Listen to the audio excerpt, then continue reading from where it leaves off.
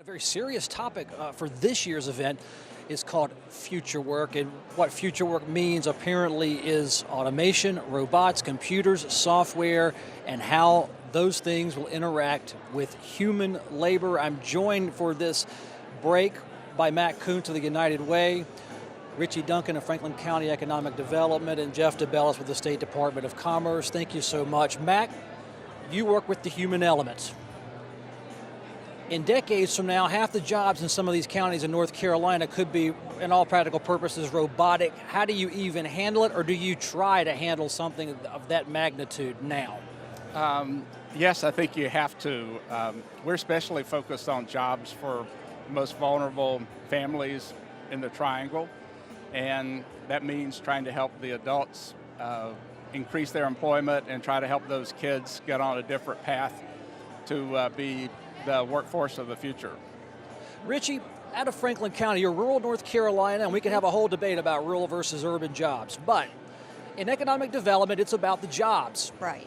Does it count if a robot has that job if it's generating revenue for a county that needs extra revenue in business? Absolutely. And I will tell you, when we talk about jobs, we're talking about people. We're talking about putting people to work. Now, in the rural communities, just like in the urban communities, we have seen exactly what has been talked about here earlier this morning, with robots coming into many of our manufacturing facilities and taking the work that used to be done by human people. Now, that has two effects. One, it increases the productivity of that manufacturing plant. That's a good thing. That means that plant becomes more profitable. Now, two, it could have the effect of taking away jobs, but what we have found, it has changed the jobs. And so what we have found is critical for the safety net is the training and retraining that occurs within these facilities in the rural communities. We have been so fortunate with our community colleges here in North Carolina that they have been able to go into manufacturing facilities, and people who maybe before were on the assembly line are now operating computers that then in turn operate the robots. But it is a critical issue. But we are talking in our county and in economic development, we are talking about people as jobs. Jeff Debellis, at the state level, that's a 10,000-foot view of this situation. Can we get too high-tech for certain parts of this state where we're leaving thousands of people behind, but we can call ourselves high-tech? Well, I think it was the third speaker, Robbie Allen, made a good point about entrepreneurship. Small businesses actually create or account for 80% of the jobs in North Carolina. And so how is a robot going to take over for an entrepreneur? That's a key question. As someone who works with data, and we, in my group, the Labor and Economic Analysis Division at Commerce, we're the ones who collect this information on a monthly and annual basis. We can tell you that these changes are real, that as far as, you know, the routine jobs and the manual labor, they are declining. But there are new opportunities in different sectors. And I think small business is an area where we're going to see some opportunity, particularly for rural counties. Mack, you're here, you work with the people directly out there, and there's what were millions of manufacturing jobs, maybe you're thousands now. There is a human element to this, and a lot of people out there will never be computer programmers, will never create the next Uber or Airbnb, and that's just the way it is. Wish I could, but I'm a TV guy. But Mack, what do you do with all the people? How do you serve them beginning today if we're to start worrying about robots 10, 20, 30 years from now? Well, we believe that education's the key. 57% of the kids in North Carolina are on free and reduced lunch. That defines the group that's economically disadvantaged. Most of those kids are behind by the third grade. So we really need to work on early education and reading by third grade, because by third grade you've learned to read so that you can read to learn for the rest of your life. Learning and changing is really key. So I think education and total support for the family and those kids is really the community's priority. Richie, he talks about total support. As an economic developer, what is total support for a family against total support for what helps a business in your county become most efficient, therefore profitable, therefore stable. Absolutely, and I could not agree more with what he has said. I think education is the key, and when we say total support, it is exactly what you're seeing here today. It is getting many different groups together to address the problem. This is policy making, this is government, this is elected officials, these are teachers, these are families, all coming together, discussing what the priorities are, and then determining how to move forward. What we do for our businesses in North Carolina, one, I've got to recognize the North Carolina Department of Commerce. They do a wonderful job of helping support our businesses, and it is the policies that we set for these businesses that will make them successful. And in Franklin County, we're very fortunate to have a very business-friendly environment, and what that means is we have elected officials who will help when the companies need the help, whether it is permitting, whether, unfortunately, incentives, whatever. We are there to help. We're there to help them find workforce, and we do that in tandem with the community colleges and with the educational systems. Wonderful programs in our K through 12 systems for kids to start learning early, but we all must work together on this. It is not a single problem. It is across the board. Will this be a tidal wave, Jeff, of automation and machinery coming in to replace human labor in North Carolina? Is this event 15 years ahead of its time, or should we really be worried right now? Because in the political world, and you can be a political beast working for a Department of Commerce, it's easy to kick the can and to smooth this over and say, don't worry about it. Should we worry about it, or should we plan for it? We should be monitoring it, and we are. I think there's a reason why we at the department don't do 25-year projections of labor, because they're just really virtually impossible to predict. 25 years ago, there was no internet. 25 years ago, the healthcare system looked different. At this forum last year, we had a futurist from Google say that in the next 15 years, there will be chips that will be able to sense your health in advance. And what does that do for doctors and future nurses? We need to continue to monitor this, and then we need to get the information out. And one issue that we're working with right now with our partners in education, in workforce, in health and human services, is how do we get good career information out to people on a regular basis? North Carolina right now lacks one source that you can go to, that everyone in the state can go to and say, what are the jobs of the future? And that's something that we need to work better to solve. Mack, the current political climate is one where reading will be fundamental in our public schools. Kids have to read by third grade, or they stand the chance of going to summer camps and being held back. They will have to read to graduate if the current policy holds forth into the future.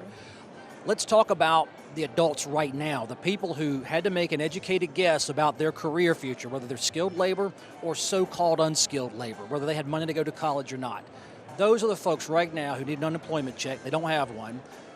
You can blame robotics, you can blame the economy. What do you do for them right now? How do you get them set up for the last 10 to 15 years of their career so they don't stay on the rocks until 2025, 2030?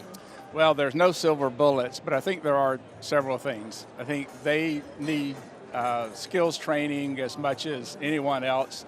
They need help with child care, with helping the kids out, because it's very difficult for any family to balance everything. But when you're in that group of poverty or near poverty, it's even harder. So it's both about helping the adults with their training and job skills, but it's also helping their family unit so they're more able to balance the demands of the difficult situation they're in. Richie, your job is nonpartisan, but yet it is a political job because administrations change, 2-year terms in, people leave office, and then new policies come into place. How does recommending a comprehensive governmental approach to helping families par with a state that has become more conservative, that wants more market-based solutions, depending on if you trust the electorate out there who's voting in supermajorities of people who are pro-business? How do you balance that or make the argument that government intervention could be good, or is that not something you should be doing? Well, that's a very interesting question, and it's very timely because We have just visited with a number of site selectors through the newly established public-private partnership, EDPNC, and of course that was previously held within Commerce. It was a political decision to move that out per our General Assembly, and I can tell you that what we do in economic development, regardless of what party is in place, is we are there to help the people and help get jobs. And do you know what site selectors tell us they look for? Their number one thing? A qualified labor force. I don't think that there is any government entity out there that would not support having a qualified labor force. How they get there may be different, but ultimately we are responsible for having a qualified labor force through public and private partnerships. That is what site selectors look for. That is what we have in North Carolina, and it is a difficult balance to make sure that we are promoting that. But again, whether you're any party, you're going to support a qualified labor force. Jeff, how do you define a qualified labor force? I've been in this chair covering state politics and issues for 10 years now. We've always wanted a quality workforce, and it always seems to be a goal that's never met. Well, that is a complex and moving target. Moving target, I should say. Actually, my unit at the Department of Commerce just completed a study of 1,800 businesses in North Carolina, asking them about their employment needs. That study isn't out yet. We're in the middle of analyzing the data and issuing the report, but it's really staying in touch with the business community and then being that bridge between business and education and workforce and human services to make sure that those who are interested in finding a job, those that are trying to get skills, understand not only the current demands, but the changing demands, and trying to not only increase knowledge of our workers, but increase skills. And so being that bridge is key, and staying in touch with the business community is critical. Richie, how patient can a business be? You're here to close the deal today. Sure. You don't have the workers here today. They're not going to come and set up their factory. So how do you prepare for something you don't know who's going to come? I mean, I don't see how you balance that out. Well, I can tell you the key to how do you be prepared is you're always prepared. And we are so fortunate that we have wonderful universities here.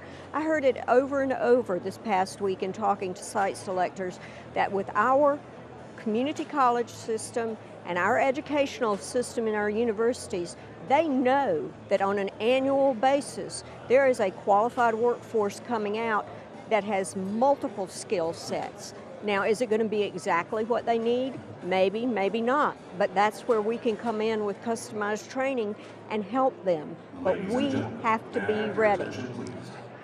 Let's hear what the program is about to resume, and they're asking people to get back to their seats. But one last question before we depart this live interview segment. Mack, how do you inspire families to step up to the plate and do their part to get to college? You can offer all the programs in the world, but if you feel defeated, you're not going to step foot on campus. Yeah, well, I think parental engagement in everything we do is really dramatically important.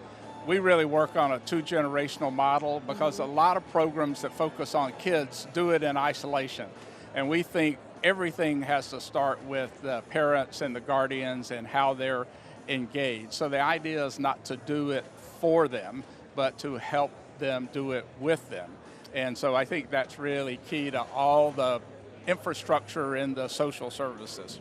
Could I tag on to that and say how much we agree with that? Because we see it really starts in the home.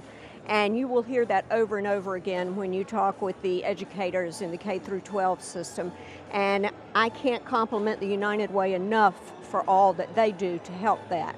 In this discussion of future work, is this morning's session, hearing about all this disruption with technology and how it could affect our future jobs, is this uplifting, or is this just a dose of medicine that we need to hear right now? It's the reality of a changing workforce, but it's not all doom and gloom. there will be new technologies, there will be new opportunities for workforce, but there are some significant policy challenges, some education challenges that the state has to address. So bringing this topic to bear, I think, is worthwhile and an important one for us to follow. I would agree with that. I think 10 seconds. change is dramatic, and so disruption is reality. I would agree 100%. That's what my businesses tell me every day. Disruption is reality. And we must conclude this segment. The clock is out. The stage is set for our second session here of the late morning. Mack, Richie, Jeff, thank you so much for spending some time with us.